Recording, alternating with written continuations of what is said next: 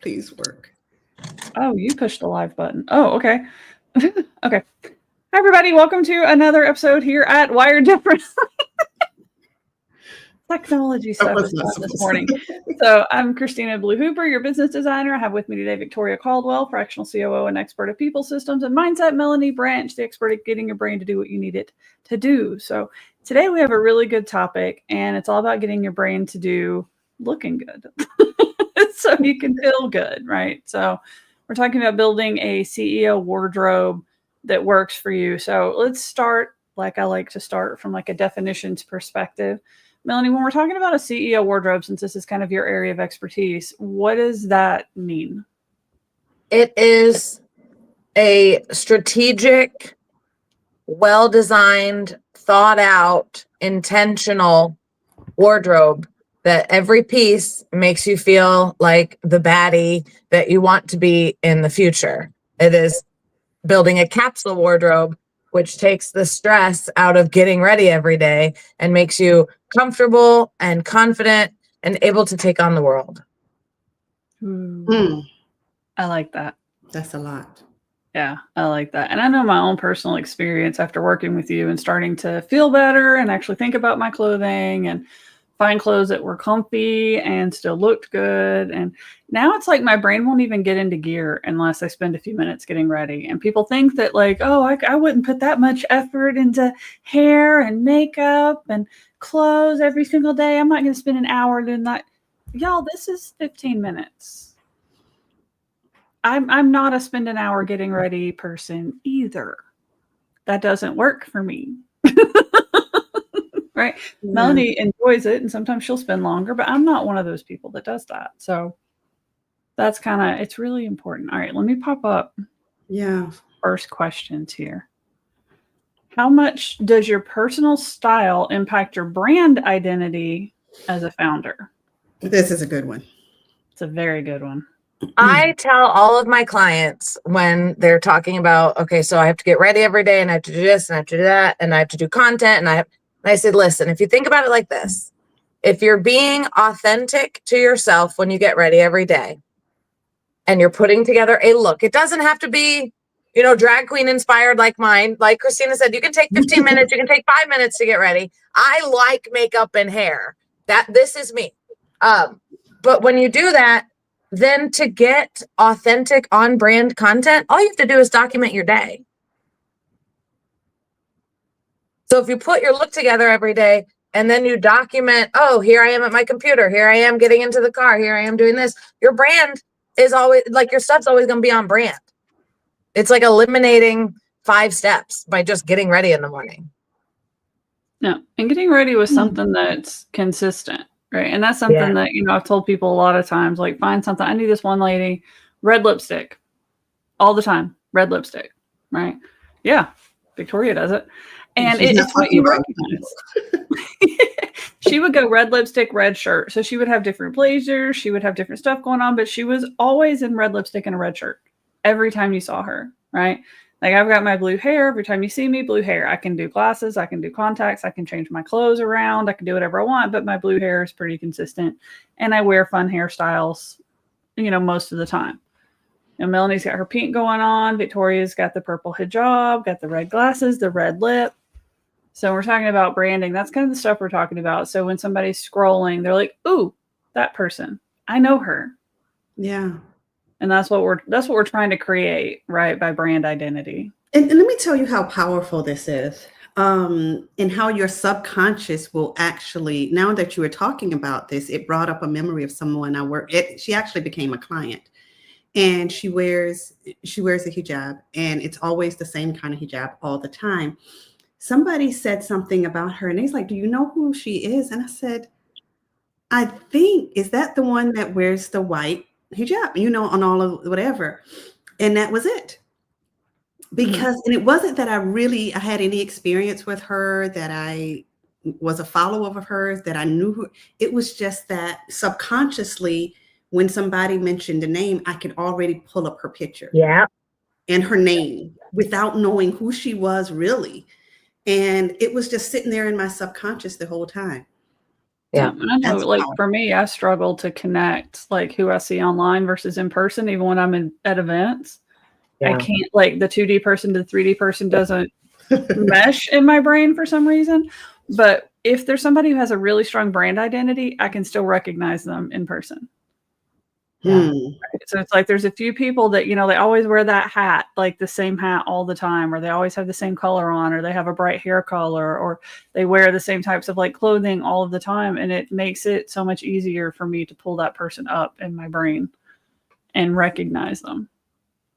Yeah. Yeah. It helps build the parasocial relationship. That's a term you're going to be hearing a lot more in 2025 because there's people that have been doing all sorts of research into how many times somebody has to see you and on how many platforms and like how many interactions to form these like I have a parasocial relationship with Lady Gaga, right? I know her, she doesn't know me.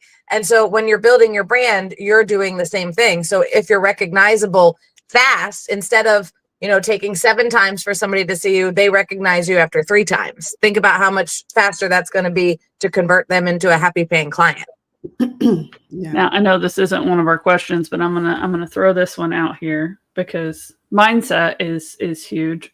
What about people who have the fear of being recognized, especially in public by people that are just around their town when they're creating content online? I mean, you're going to have to take a look at why you have a fear of being recognized, because if you're trying to build a brand online for a service-based business, you're going to have to get over that, or you're going to have to get into a different field. I know you've experienced that where you've been out and about in your town and people have been like, I know her, I saw her. Yeah. Yeah. I posted a video on my TikTok maybe a year ago, and 10 minutes later, I was on my walk through my neighborhood and somebody commented on that video and said, "Oh my God, you just walked down my street." And I was like, "Oh, cool." But I mean, yeah, it happens. I was sitting outside handing out candy for Halloween last year and somebody goes, "Oh my God, I follow you on Instagram." And I was like, "This isn't my house."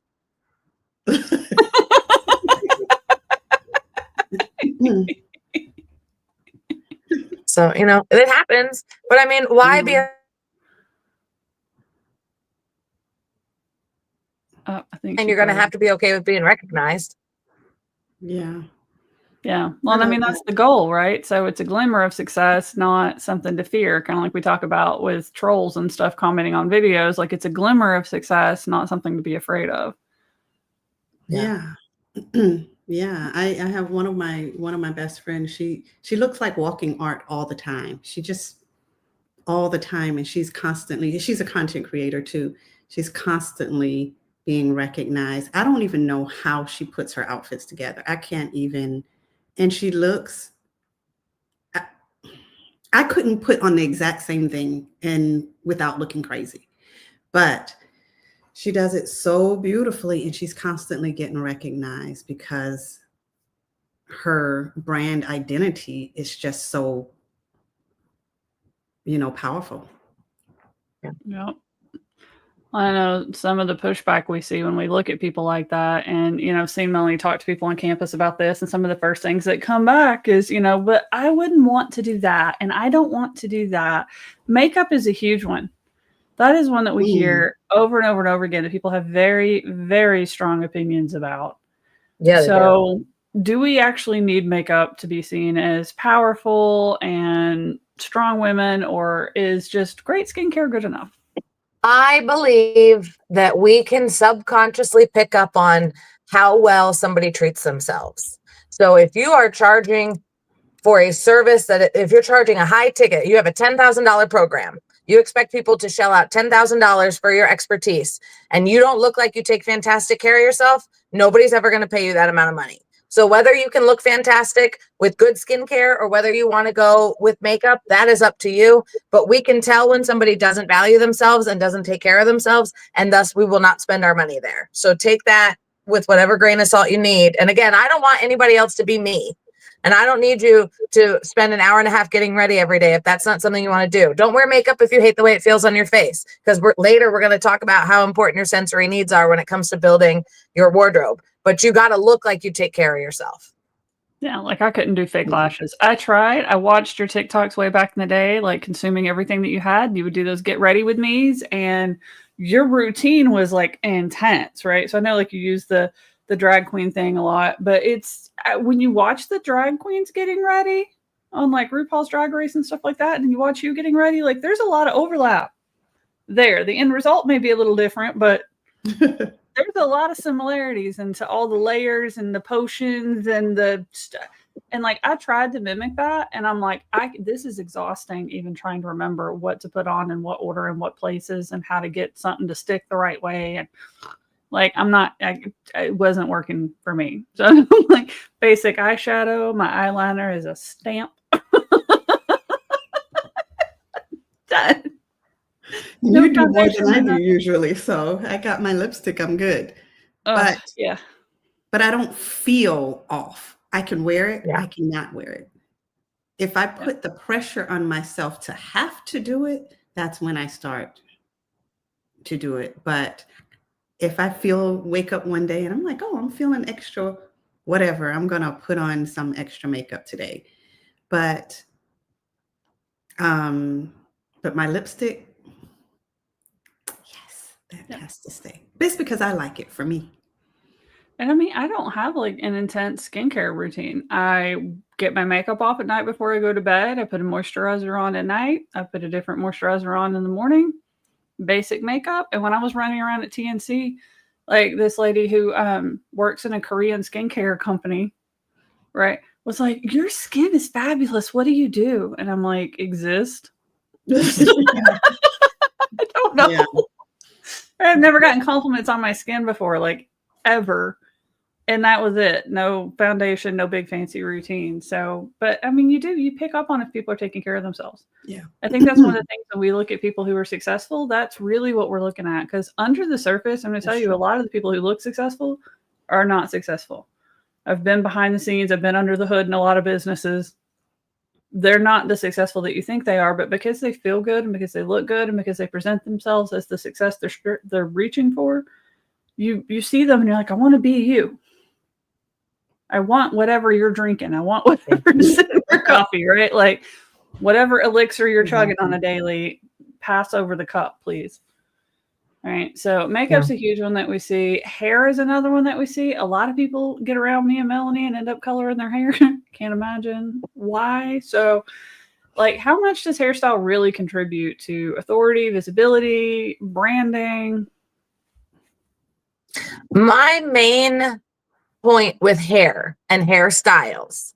Well, there's 2 points. The first one is your hair, since I'm a girl that can't wash my hair but once a week, you've got to have strategic styles for wherever you're at in your hair wash cycle, right? And one of my clients is experimenting with this right now because she's finally come to the conclusion that she does not have it in her to wash her hair all the time. So I said, start messing around with an updo and with a this and with a that and that sort of stuff.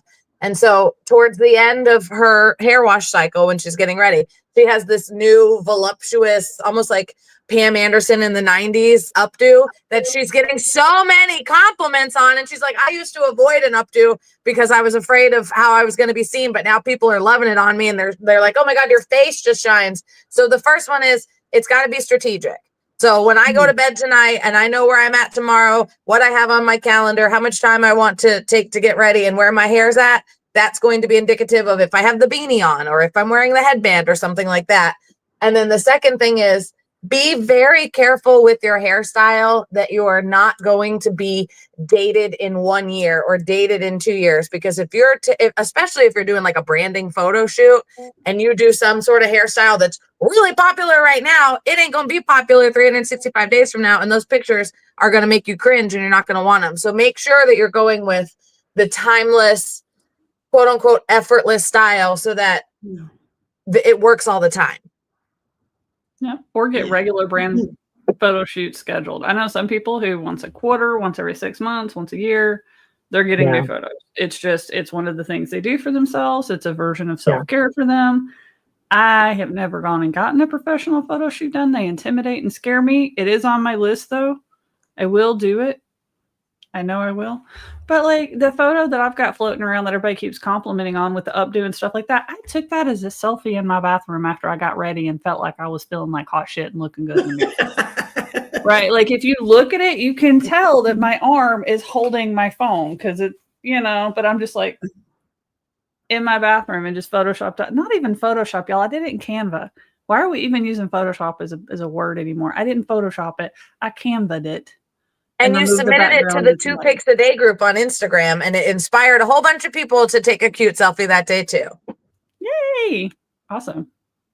Yeah, if you're not taking advantage of that, if you're somebody who struggles with feeling good, looking good, taking photos of yourself on a regular, join her Instagram group because she really does get in there and remind you to like take a couple pictures, and she doesn't guilt you if you miss a day here and there. It's all good. But like take 2 photos and post them in there, and that's what I was doing, and I got a really good photo out of it. I was just going to post it in just the group, and I was just like, the world won't see it. And then I pulled it into Canva, and I'm like, I wonder. And it came out looking beautiful, right? Like it works. I know the other pushback that we get is the good clothes. No, you know what? Before we go there. Okay. Since we got on hair, let's go to the hijab. Mm-hmm. We're already at the top of before we start going down. I mean, it's a signature piece. It's what you're known for, right? If I'm known for pink hair, she's known for blue hair, you're known for your purple hijab. And it's as important to you as, or even more so because it's religiously based. But like my headbands, y'all see me, and that's because those are headphones. And that's so I can hear my phone no matter where I am, and I can stay in my own world, and I can not get overstimulated. And I don't know if you know this, I'm sure you do. You're protecting your crown chakra. So every time you go out in public, you're not going to be as affected by other people's energy as somebody who goes out here without their head protected. That's important. It's very important. If you're going to go out, if you're going to go to the grocery store, you're going to go to a concert, you're going to go anywhere. I like to wear a hat in those situations because it keeps me protected from all these people that are just bleeding their energy all over the place and have no idea, right? Like we were at the hospital over the weekend. I had my mask on my face and I had my headphones on and I was just keeping my head down like, y'all leave me alone. I don't want to be here. Please stop it. I'm going to have to cleanse my energy so many times from being here. Yeah. So that serves a lot of purposes that you may not even realize. I didn't realize like the clothing protecting you from now for people like us. I'm definitely not as versed in this as Melanie is probably, but I am very aware of the energy and protecting my space, but never thought about it in terms of the hijab and clothing actually contributing to that. So yeah, being a protector in terms of protecting you from other people's energy. Yeah. Well, and clothing does help us a lot in those ways, like whether it's a job or the type of clothing that you're wearing, like sweaters or things like that, clothing that is fidget friendly, stuff that's got like buttons or pockets you can hide your hands in. Like some people really need some of that kind of stuff. And fabric. Mm-hmm. I learned something about the fabric and the energy of the fabric and everything. Like polyester versus something, and like anyway, I'm getting off topic, but that's coming up too. We're talking about it. Sensory. Yeah. Here, okay. I'll put it up here. Building a wardrobe that's CEO level and sensory friendly. And yeah, there is something. I remember reading a news article about that there was something about the energetic exchange of the clothing depending on the type of material that it's made from. Like cotton does one thing, polyester does something else, silk does something else. That's huge. And I mean, like, sensory can be triggered by so many freaking things, right? Buttons, seams, how tightly a garment's fitting, how loosely a garment's fitting. If you've got flowing fabric, getting tangled up on things while you're moving. Some people like the swooshy fabric, like, the big old Jinko pants that we used to wear back in high school. like I felt like I was just swooshing around in a ball gown of denim, like it was good times. I mean, the clothes that we wear make us feel a certain way. And this is why people like to go to black tie events and wear a pretty ball gown. I was actually just thinking about, I found my high school yearbooks the other night. Holy moly. We'll talk about that later. But I went to every homecoming and I went to every prom, and my mom, bless her heart, she would take me to the expensive ball gown stores and we would get these dresses. I even still have one, and it was watermelon colored. And so now the same color as my hair. And I just remember I loved getting dressed up and doing the hair and doing the makeup and all that. And now I think about it and I'm like, I really have transferred that into my everyday life. But the clothes aren't the thing that makes me feel so pretty. It's the nails and the hair and the makeup, and my clothes have to be comfortable and they have to hold me up and in because I have Ehlers-Danlos, hypermobility. So I wear stuff that is, like Lycra and more workout related so that everything's up and in and I'm not working so hard to hold everything up. So when you think about your sensory, it's not just, does this irritate me or does this like give me something to do? Like I'm always rubbing the sparkles on my nails. That's my little sensory trick. But if your clothes aren't helping you, they're hurting you. I had a client, she actually goes to the Neuro-Spicy Academy too.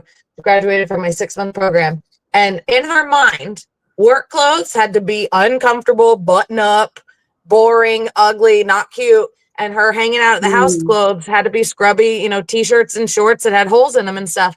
And I said, let me rock your world with this, but what if all of your clothes made you feel pretty and comfortable? Like, what? And I said, yeah. So she went shopping and she got clothes that she wore to work that looked good and were comfortable, and got stuff to wear around the house that looked good and was comfortable. Yep. My stuff's pretty much one and the same. Like when I'm all dressed up fancy, I am basically in what feels like pajamas. I'm not wearing anything that doesn't feel like pajamas, like ever. And they make so many, and like, I am not a skinny person, y'all. I got all the curvy curves, right? So if I can find comfy clothes that look good, I promise you can too. They're harder to find. I will give you that. It's an adventure. But when you narrow down what you're looking for, it's a little simpler, right? Like they make yoga pants that look like dress pants now. Those things are like the default in my wardrobe. I love my yoga dress pants. Yep. There are some cheaper versions. There are those big expensive brands for like $100 a pair of pants. I found some on Amazon that were like $20, $25. I pick them up at thrift stores and stuff occasionally too. So like, it doesn't have to be expensive to be comfortable. Once you kind of get dialed in on like what fabrics are going to feel good, what you're looking for in terms of like seams and necklines and armholes, and it's easy to find the right stuff. Yeah. It's easy, but it's not fast. Yeah, I think once you know what you're looking for and you can go right straight to it, it's a lot easier. Because if you're just like, oh, there's so much stuff, and being specific and being intentional about it when you're going shopping, because we can look at all the pretty things that look great and feel great on somebody else, and then we come and we have all of this stuff in our closet that doesn't work for us. So it's about, I think, knowing what's available that's going to be good for you, maybe, and then being intentional about shopping for those things and only buying that stuff. Yeah. And you can like make a list. You absolutely have to have non-negotiables. Yeah.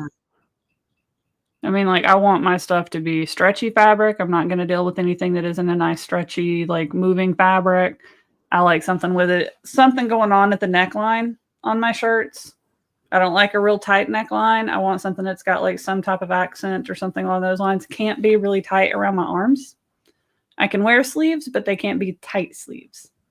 It's not going to work for me, right? Once you kind of get it dialed in, you can write that stuff down along with your colors, along with like what pieces you're still looking for. Like I'd like a couple of more shirts. I'd like a couple more sleeve shirts. I'd like some new socks, whatever that may be.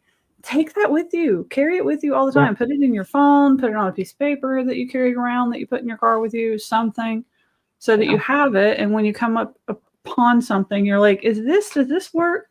Don't trust that you got to remember it off the top of your head.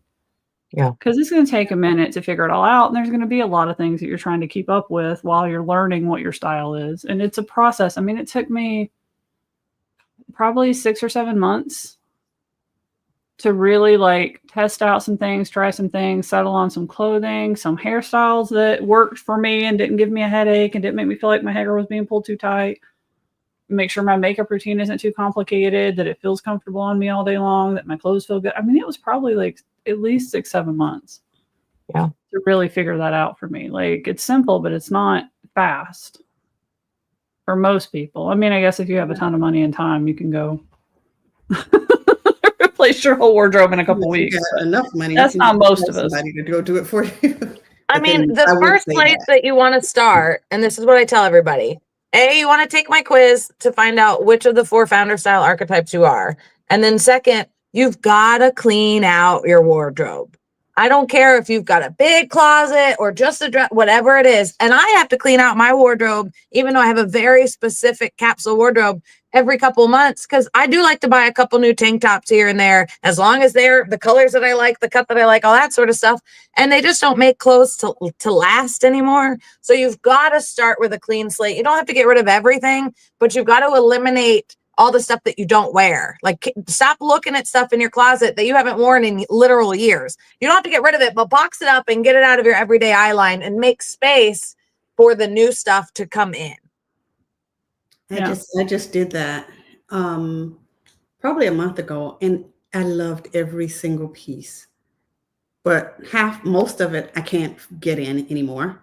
Thank you, perimenopause.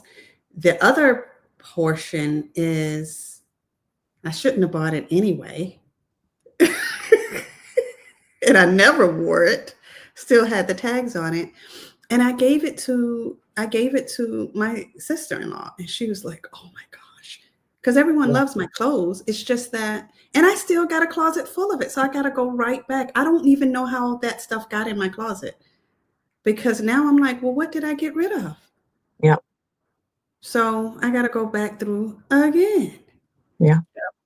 I used to do that about once a year. I would go through and clean out anything that's no longer comfortable, that I'm not wearing anymore, that doesn't fit right, et cetera, et cetera. Now I do it anytime I bring home new clothes. That's a good idea. So it's like 1 or 2 new pieces is coming in. That means 1 or 2 new pieces need to go out. Yeah. We can't be piling on and letting my clothes continue to expand out into infinity. And now I've gotten where I actually like my clothes. It's easy for me to pull out clothes and get dressed. I don't have to think about it too hard anymore. Everything in there is okay. I can grab, the pair of pants I feel like wearing that day, and then easily find a shirt that's going to go with it. And I let myself have more fun with my clothes now too, for the most part. Mm-hmm. Like, I have more fun with my accessories. I have more fun with bringing in clothing that's, some of my favorite anime characters on my socks. And my next step is to start making some of my own clothes and using anime fabrics. Oh, fun. Yeah. I'm going to start doing that. I found a couple of patterns, a couple of outfits that I really, really like, and I'm going to turn those pieces of clothing into a pattern and start actually trying to make some of my own clothes. That way I can get the fabric patterns and prints that I want. So that'd be cool. Yeah, I'm excited for that. That's going to be fun. And it'll be a good little hobby for me to do too. So I know this one's kind of related to the other question about building a CEO sensory friendly, and I think we've kind of talked about it a little bit, but dressing for power versus dressing for comfort, do we have to choose? I think this is where I would maybe take this into a higher level professional setting with this question. Because I just saw somebody posting about this the other day. Actually, it was Molly Mahoney did a video on TikTok, and she was like, shoe A or shoe B? She's like, shoe A is a flat and it's a boot and it's comfortable. Shoe B is a heel and it looks amazing. And the comments were equally split. Comfort always. The heel looks amazing. It was just right down the middle.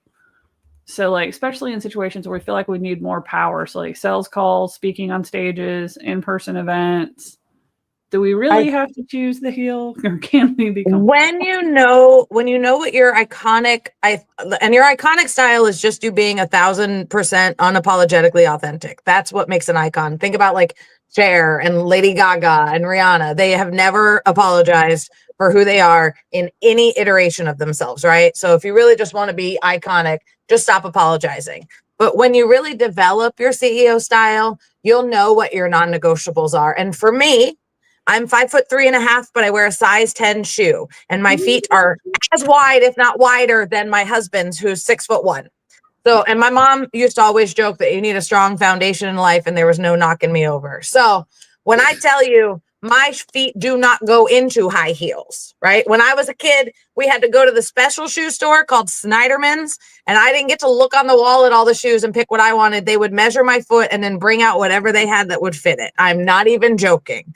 So when you have your non-negotiables, I know that heels are not possible for me because they've never made a heel that is comfortable. And if I'm in pain, the only thing I'm thinking about is the blister that's forming on my foot. I won't be nice. I won't be funny. Won't be charismatic. I'll be bitching about the blister. So when I think about what outfit am I going to wear to a wedding or a big party or whatever, I know that my fancy sneakers are the thing that has to go with that outfit. Or my fancy flops. We're in Florida. And so we all have the flops that we would wear to church because that's the thing in Florida. So I know if those are my only options, then I'm not going to go get a dress that's super duper long and requires a heel to not be falling on the floor, right? I know I'm going for probably a pantsuit with a cute blazer because a blazer makes me feel like a baddie. So when you really know what your non-negotiables are, you don't have to pick and choose between pain and comfort. No, that one's a big one. Like I'm not a day-to-day heel wearer. I have heels. I own a couple of pairs. And I made sure that they are comfortable. They're like boot heels, so they actually support my ankle, and I'm not going to like fall off of them like I used to do in like regular heels. So I can wear them. They're pretty comfortable. But I mean, by the end of like 7-8 hours of an event, my feet are hurting. I can go on stage. I can do one presentation in them. I can do a little networking before and after. But after that, we're getting into other shoes. Yeah. So I mean, like, how many people do that? Like, I have more heels than I have anything else, and most of the time they're just sitting there. But I will wear them for that specific amount of time just because I like them and I like the way they look. I have so many, and they're so hard to get rid of. And I struggle with other shoes, and people think I'm 5'6". Everyone thinks I'm at least 5'9". And I said, that's because I'm always in some kind of heel. I'm always in at least a good 2 inches, even my wedges. I don't have flat shoes. Even my sneakers have a little heel too. I don't have anything flat. I mean, well, I guess my house shoes now are that someone gave me. I have went and gotten like some nicer shoes. Like I have some nicer boots and things along those lines that are flat and they're comfortable and they feel amazing and they look amazing and I feel great in them and it works. I can do like, the wedge heel, like, go up a little bit. I do like being a little taller, but I mean, I'm 5'6", so I'm not short anyway. Well, it's also important to think about what, based on your style and your preferences and your non-negotiables, if all three of us were to go shopping for a wedding, I know that I'm not going to be looking for heels. I know that I'll probably be looking for a cute top that's got some sparkles on it or something maybe, but I know that I already have the blazer that I want and I already have the pants that I want. So if anything, I'm probably going to go get a spray tan and make sure that I dye my hair the night before we go, because that's more important to my style. And Victoria is probably going to go over to the shoe section and look for a new pair of heels, right? And then Christina is probably going to be making her dress. Victoria's like, I'm just going to go to my closet for heels. Yeah. Yeah, I'm probably going to go like boot, pants, blazer, redo my hair, redo my nails, like whatever, because usually my nails need an update. So it's usually hair and nails is the main focus, and then clothing's pretty basic. I like the accessories, so I'm usually shopping for a fun earring. Maybe like I've got a couple of swords that go in my hair, so I might do a fun like axe or sword in my hair with some hairpins or clips. I'm gonna go fun with that kind of stuff. Usually, good necklace, something along those lines. But my clothing is usually pretty basic because I do use my hair and accessories to change it up. At least for now, until I start making my own clothes. Did you see Axel's comment? Oh, the one about the drag queen thing earlier? Yeah. What is it? I can't see it. He said there's a huge difference. He's like, drag queen, no way. There's a huge difference between the look you offer here and the statement of a drag queen. I mean, for anybody who's ever been live with me on TikTok while I'm getting ready, I put on makeup. But again, when I was a baby, my mom said if she wanted to get ready, she would just stick me on the floor in her bathroom and she would do her makeup and I would stare up at her just open mouthed in awe. So makeup is in my blood. I was born to be a girl that was obsessed with it. She even sold Mary Kay for a little bit. And it came with those big pink suitcases of it. Anybody who knows back in the day knows. And when she quit doing it, I looked at her and I said, can I have the suitcases? And I would play in that makeup every single day after school. The worst colors too. There were never good colors left over, but man, I wanted nothing more than to sit around doing my makeup. Let's see, my mom tried to do that to me with like the makeup and making my hair fancy and turn it, because my hair was blonde when I was a kid too. So she would take me to the hairstylist and curl it and make it look like Barbie and blah, blah. Like even when it started turning brown, she like made me feel bad about the brown hair, because she's like, you need to go back to blonde. Let's bleach it. Let's perm it. That was 7th grade. Yeah. Same life. Yeah. And it's like, but I grew up the opposite. I'm like, I hate it. So I went through a big rebellious phase. Like even my high school, like going to dances. I mean, I went to homecoming dance in jeans that I had cut out and turned into bell bottoms with rainbow smiley face fabric, 2 different colored shoes. I had this bright blue floral collared shirt on. And then over top of that had a lime green plaid jumper romper thing that went over my pants and my shirt, and had my hair in like 3 ponytails. And that's how I went to homecoming. My mother would not have allowed that. Mine didn't have a choice because I was in band. So they saw me leave the house in band outfit and did not see what I changed into for homecoming. Oh, you and me changed into very different outfits then. Very different. Mine were revealing and yours were home sewn. Yeah. And I mean, my friends did it too. So we were that little crowd. It wasn't just me. There was a couple of us standing on the edge, not dancing, singing to our own music, having a good time, off to the side, comfortable as hell. I was incredibly comfortable and we were having a blast. So very different experiences. All right, so let's talk about style mistakes. Like, what are some of the most common ones that founders make that specifically undermine their credibility, right? Number 1, not knowing your color season. Stop wearing the wrong colors. They don't look good on you. That's a big one. It's so big, and it's not hard. It's not hard to figure out your color season. And it's never that you're wearing the wrong bright color, because it's pretty easy to look good in a bright color. You're wearing the wrong neutrals. You're wearing the wrong high contrast or low contrast. You're looking washed out. If you look washed out, it's impossible to look good. And how about this? Black. Black is what everyone wants. Black is only in one color season. Only winters are supposed to be wearing black. I'll tell you what, I'm a bright winter. I'm very, very lucky for that. So if you wear black and that's not in your color season, you don't want it to be right next to your face, because what it ends up happening is it highlights the hollows and the shadows in your face in the worst way possible. I think it ages people who are not, and I'm a winter too, so thankfully, and I'm attracted to those colors anyway. I stopped wearing anything else that wasn't in that color palette. Even like, you know, like if I wear a red, it's a winter red. Yeah.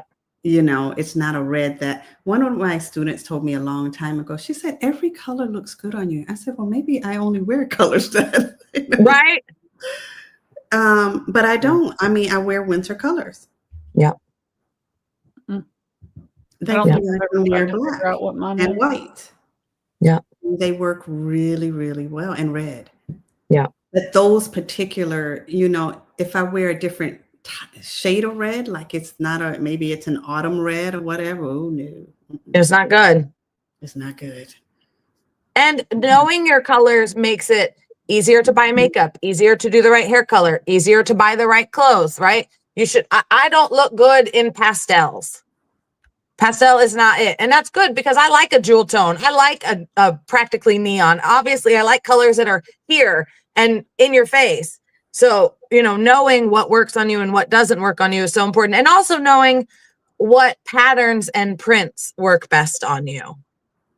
Yeah. Some people can get away with those like big, loud patterns, and some people cannot. Like I can't wear a big, loud pattern. I do a lot better in like solid colors or subtle patterns, not even like the vibrant plaids, like where it's high contrast plaids. I do better in like low contrast plaids. Yeah. Yeah. High contrast all day. Yeah. And I am a firm believer that leopard is the best animal print for everyone if done properly. Oh, I hate animal prints. I hate Oh my them God, on I me. love I hate them on everybody. I hate animal prints. All of my glasses I've are tortoise never- shell. All of my headphones are leopard. You like them. You just don't think you do. No, I don't like them ever. I've never looked at somebody wearing an animal print and been like, that looks good. I don't like it. For whatever reason, it's probably an autistic ick in my brain or something along those lines, but I just don't like them. I don't know why we want to look like dead animals.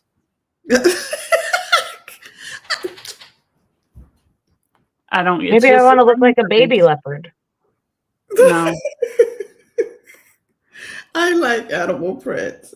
I like I'm them. really weird. Some I'm I don't very like weird. for me, but I like for others. But I like them. I just, yeah. When they even make like the them. person feel good, like you can tell some people put on a leopard print top and they feel like $100, you know, like let's go, let's do it. But if it was Christina putting it on, it wouldn't look good because she doesn't like it. I still feel the ick, even like when I can tell somebody is like feeling themselves, it just, I don't know. It gives me an ick. I don't like it. Like, even though I can tell they're confident, I can tell like they think they look like $1 million.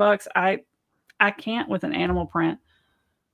See, you know, Christina has this thing too. She also can't separate certain things. You know, like No, if I'm like, you're she running around doesn't in like a like poor something, imitation of an animal. Like, commit and go all in with like the makeup and like a Halloween costume vibe, and then it's fun, or don't wear it. not the I did Halloween. cat makeup for Halloween this year and I liked it and I wanted to do it all the time. A little bit on the nose, a little bit. I really liked it. I freaked out a couple little kids. They were like, what? What? Because it looked like I was like, yeah, maybe I'll start doing that. Yeah, that's the only time I like animal prints is when somebody's like straight on cosplay Halloween costume, like be the animal, go for it. But like when it's just like a piece or two, it's like it's maybe that's what it is for me. It's a failed costume. I don't know how you're gonna take this, but I have a leopard print top arriving today that I was planning on wearing tomorrow. So you can love it. It's all good. I do. All good. She's just gonna be judging you. That's all. Wouldn't be the first time. I'm joking. I don't know what it is. It's the only thing that I'm like, it's the only type of clothing, the only like pattern that I'm just kind of fundamentally like, whoa. I don't know. I don't know what it is. You know, we have our things. Yeah. Yeah. Well, I mean, all of our brains work a little bit differently, and that's why like finding what works for you is so important, you know? It is Axel Axel is always saying, like, you guys are so different. It's amazing how it works because we're completely different on so many levels. We are, but we have the same mission, respect, and drive for helping people. We have a unified mission, like you're always talking about all the time. Mission, vision, values. We're very aligned on our mission, vision, values, even if we're very completely different people in how we look, how we think, how we dress. Like y'all two love fashion. I hate fashion. I hate fashion. I hate makeup. I understand the importance of it. Oh my gosh. I support everything we've said in this conversation. I hate thinking about clothes. I hate thinking about makeup. I like how I feel after I've thought about them and put them on. But the actual process, like the anxiety I had the other day because I went to the store and they didn't have my mascara. And mascara is like it. You know, it's either going to go on your face and make a mess. It's going to go on the right way. It's going to get your lashes looking good, or it's going to wipe off on freaking everything. Like I experimented until I found one I liked and they didn't have it at the store. And I thought I was going to have a freaking panic attack. But there's too many options. I don't know what the brushes look like inside of there. It's going to have a crazy brush instead of the brush that I know how to use. Like I just grabbed one that the tube was blue. There's only one store that sells that mascara? I'm not going to more than one store. I was already overstimulated. It was crazy. The store was just like people shopping for stuff all over the place. Everybody's in a grouchy mood. Everybody's mood everywhere was just like, except for the one old guy that stopped me and had a way too long conversation in the spice aisle. See, I'm not available for those conversations. People need to not talk to me when I'm out at the store. Thank you very much. I have headphones on, sunglasses, not available. You see me, but I'm not actually here. Sometimes I have fun with it. I go around the store and have people and I'm in a good mood and I like sprinkling a little bit of sunshine, making somebody smile a little bit because I'm bopping and dancing down the aisle. But this was not that day. This was not that day.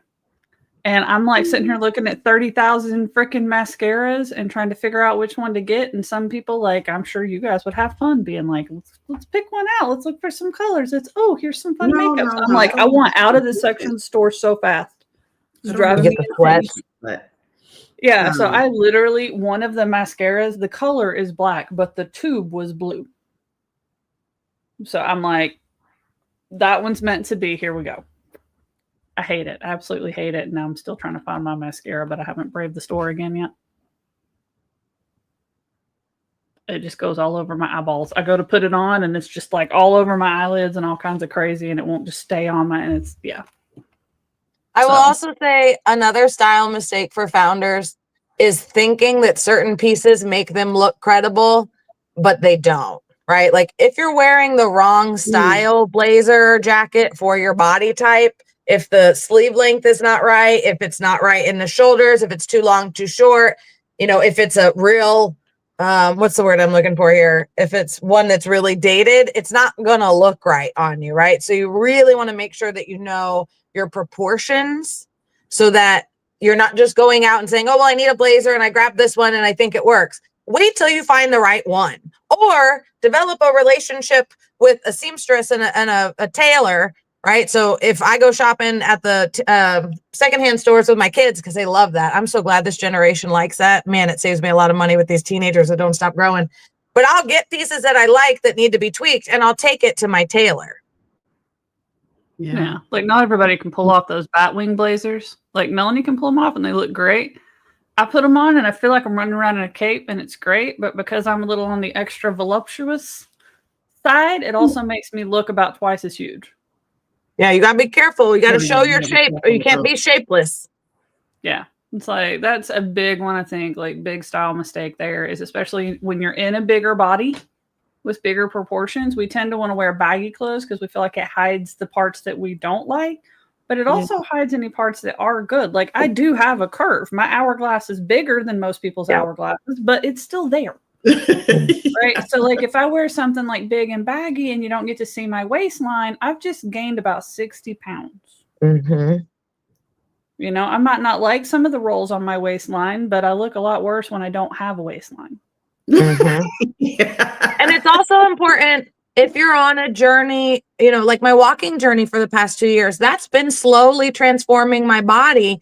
So my style and the things that I like to wear are slowly transforming because I do like to show off more now, right? Because I like my body more now than I did 2 years ago when I started this. So, you know, make sure that you're accenting the parts of your body that you really do like right now, and be okay with the fact that that could change. Yeah, and be okay with the body that you're in, right? Right Like now. even if you're in a journey to improve it, you know, like I am working on improving mine, not to the same level of commitment that Melanie's done with hers, but we're working on it. I mean, I've steadily lost, I think it's about 35 pounds at this point. I can see it in my face. I feel it in my face, right? Hairstyles change your face shape. Like I always leave these little bits down because if I do this, I look bloated. I look poofy, right? My face is a lot more round. I leave these guys down, more elongated, right? So you can do things with what you have, but like even when I'm picking on myself and I'm saying I'm a little curvier and I'm a little bit bigger, I don't feel bad about that because I figured out how to look good in the body that I'm in. I feel good in the body that I'm in. I may not look like some of those girls on some of those stages. Yeah. But I am showing up and representing for the people who look like me. And you know, that's important. And I am, when I see someone who just feels good and they look good and they feel good, I don't care what size they are. You know, it's just, it's not, I don't think most people, if somebody's being superficial, but how many times have you seen people, no matter what size they are, they step out and let's say they're extra curvy. And they step out and you could tell that they feel so good. They look so good. It doesn't even matter what size they are at that point. Yeah. You know, it's all about how they feel about themselves, how they take care of themselves. Because as Melanie says, you can tell when somebody takes care of themselves. And I'm in this phase right now that my body seems to be growing and I'm coaching myself into, you know what, this is where you are right now. enjoy it and dress for the body you have today. Yeah. Not the one you had before, because it's changing because of your hormone changes. And in the process, I'm trying to learn to enjoy this journey, and it might change again. But today, well, I have to adjust the wardrobe a little bit, you know? My grandma used to always say, it doesn't matter what size it is. It only matters that it fits. Yeah. Mm-hmm. Yeah. And I know, like, one thing I've heard even from students, like when Melanie does her like get ready with me stuff and they watch how Melanie is ready, I've had students tell me like, I can't be as pretty as Melanie. And it's like, why are you trying to be Melanie? Yeah, we got enough of her. Yeah. Like, you know, and they'll be like, you know, one, that's enough.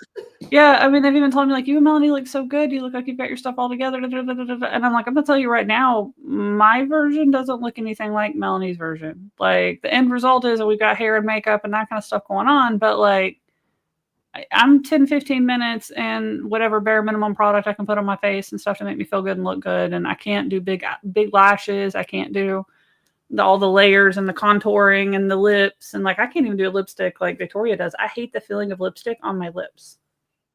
I can't stand it. I think about it like nonstop. Like, has it come off? Is it still there? Is it rubbing off? Does it look weird?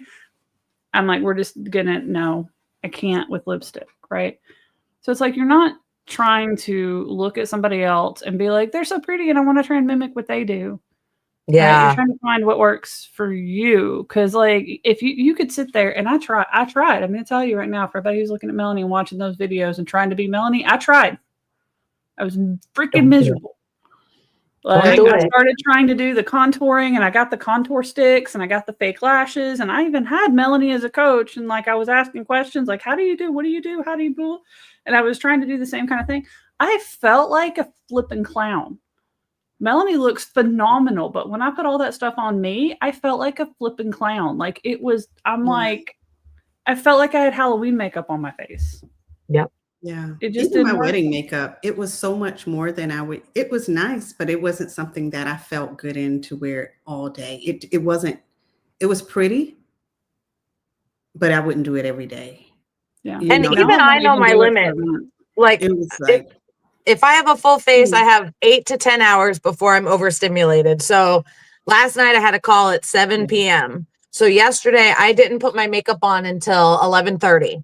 So that by 7 p.m. I would still be good to go for my call and I wouldn't be like, get this off of me. And it wasn't until 8:30 where I was like, get this off of me. So you also got to know your limits. So, you know, to answer this question about style mistakes, don't try and be somebody else and don't try and push you past your limits. Know what the hell your limits are and honor them, because if you start honoring them, your capacity grows. That's the thing that I wish everybody understood. Instead of hustling and pushing through and trying to put yourself up against all this stuff that doesn't make you feel good, start doing all the things that make you feel good and watch your capacity improve. Yeah. Like I can wear mine all day long. Like even my hair being up and stuff like that is so comfortable that I'm good. All day long. I mean, I sleep in a similar hairstyle. These go up when I'm asleep, but that's about it. Right. So it's like I have to be comfortable. If I don't, like it's not gonna work for me to not be. Yeah, and I think that kind of goes with most people. And I could be, they want to be comfortable. If they're not, they think they can't be comfortable and still look good. Yeah. You're trying to follow what everybody else is doing instead of looking at what works for them. Yeah. And matter of fact, you look better when you're comfortable because everybody can feel it, you know? I mean, it's almost like wearing heels when you should not be in heels. Everybody could say, girl, take them things off. You know? Like I can't walk in them or anything. I walk funny. It's not, you're not I'm not about to go to classes to learn how to walk in heels. I see people going to classes to walk in heels. Unless you're an actress that is going to be having to do running scenes through the grass in heels, just the idea of going to school to walk in the world's most uncomfortable shoe. What? I've got better uses of my time. I don't get it. I just don't get it. But again, I'm not a fashion person. And I think, you know, we're told so often, like, no pain, no gain, no blah, blah, blah, blah, blah. And no. If you have pain, you're not going to gain. There's nothing you get from that. Not a single thing you get from that, from being in pain and doing stuff. Like, it felt so weird the last time I did an event and I wore tennis shoes and comfy clothes. And I didn't put any crazy makeup on, and I kept my nails. Like, I can't do the long nails that Melanie does either. Like, I need mine short and square, and because I type really fast, and when I type slow, it irritates me. I can't have the slow typey hindrances on my fingernails. It doesn't work for me. So, like, I went with my short nails and comfy clothes and did an event, and it was so nice. It was so nice. Yeah. So, like, you can be comfortable no matter what you're doing. When it's painful, it's not authentic. Yeah. No. And if it's not authentic, you're not going to benefit from it, because now you're not presenting the true you. Yeah. You know it, and we know it too. Well, I mean, we have limited energy in a day, right? Like, we talk about this a lot, like physical, mental, emotional, spiritual. We have a limited amount of energy in a day. And if you take up all the energy in one of your tanks, it starts pulling from one of the other ones. If your physical energy is trying to balance on heels, deal with those weird seams, those socks that are a little too tight, those eyelashes that are scraping your glasses and making you feel weird every time you blink your eyeballs all day long when you don't even normally notice yourself blinking, your physical energy tank gets depleted and it starts pulling from your emotional tank, and you start getting irritated and dysregulated and right? Your mental tank goes down, your physical tank goes down, your emotional tank goes down, your spirit goes down, because at some point you're like, why am I even doing this to myself? Why am I not good enough? Blah, blah, blah. All the gremlins, and your brain toddler starts pitching a fit, trying to strip out all the clothes in public, right? Yeah. Next thing you know, you're like, you know, I could get away with taking this bra off if I just zip up my hoodie. I've done that at an event. I wore like the world's most uncomfortable bra to an event, and I'm like, I can't. And somebody's giving away hoodies at a booth, and I'm like, I'm gonna go get one. And zoop, you know, how sexy do you feel running around? Right. So I stopped socializing. I stopped hanging out. I'm just surviving the event at that point. All because I wore a bra that was uncomfortable. Like, come on. It's not worth it. It's not worth it. There is no lift them to the heavens that's going to be worth that. There's just not. That feels like I don't even wear them anymore. I've created a wardrobe that has shirts that don't require them. I don't like the tighter fitting shirts. I tried that when you mentioned that, and I'm like, I can't.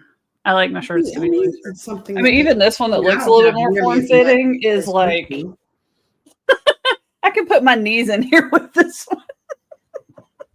I don't have as much as you do, but I don't like wearing bras. I don't know anybody that does. But I don't like wearing a low cut shirt. You'll never see me in anything low cut. I only wear high cut, but I also won't wear sleeves because they just hurt. They disrupt my life and my well-being. So I don't buy shirts. I don't even look at shirts with sleeves. Yeah, I like the sleeve sometimes, so I don't have a sleeve problem, but it can't have a tight armhole. Right. So I'm very careful about, we got to have like room like underneath the armhole. Like this one's very stretchy. Like those baseball style shirts? Hell no. No way. Never. Yeah, I'm almost all stretchy fabrics now because they can be tighter. They can give my waistline. They can, show off the assets, all that good stuff. But they don't feel tight because they're so freaking stretchy that it feels comfortable. So that feels like a good note to end on. Burn the bras. No. So yeah! Now, if all of this has been good, Melanie is actually going to be hosting something next week on campus for our students, and we're inviting the public to start attending some of these events that we're hosting on there. She's going to be hosting Crafting a CEO Wardrobe That Works for You. So we've talked about a lot of the theory. We've talked about a lot of the things people do wrong, giving you some tips on what to do right. But Melanie's going to be actually sitting down and walking through the process of building a powerful, functional, confidence-boosting wardrobe that works with your sensory needs, your personal brand, your lifestyle, You can ask questions. You can show her what you're talking about. So sign up, head over to neurospicyacademy.com/events and sign up. We will be sending a recording. It will only be available for 7 days after the event, though. So I would recommend trying to come live if at all possible so you can ask questions. But if not, at least sign up and get the recording, right? And I also made a special offer for everybody who watches this podcast that you can get my course, Overlook to Iconic, that covers this and so much more about building your iconic brand in a comfortable, fabulous way. And right now, if you use the code podcast, you can get 25% off that course for the rest of the week till the 11th of February. So it comes out to about $100 off the course.